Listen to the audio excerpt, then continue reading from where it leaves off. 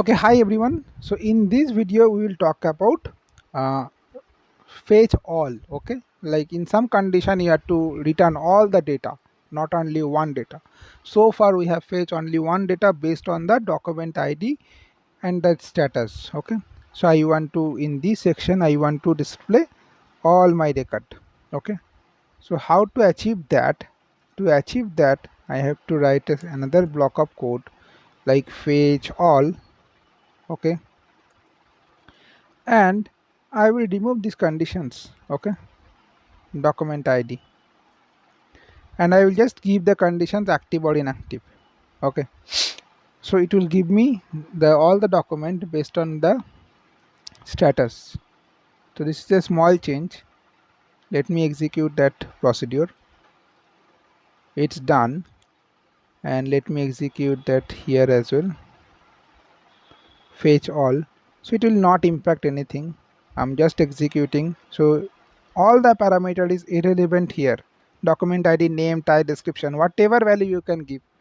For me, for the store procedure, it will ignore all the parameters, but you have to supply the parameters. Blank value, null value is fine, but you have to supply. But those are irrelevant. Okay, only relevant is active doc. Okay, and the action type. Now let me execute it. You can see one record has been returned because I have only one data with no status. Now let me make it yes. Why yes, yes. Again, all the parameters are irrelevant except action type and the active doc.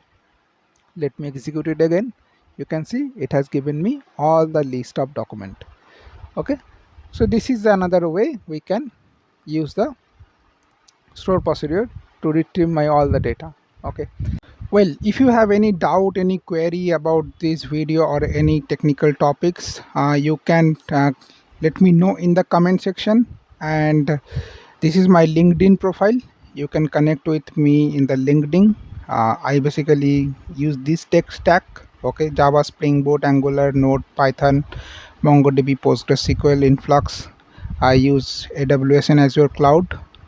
I have little bit knowledge of Linux, shell scripting, C Sharp, MS SQL, Oracle. Okay, so yeah, keep in touch and let me know if you have any doubt in comments.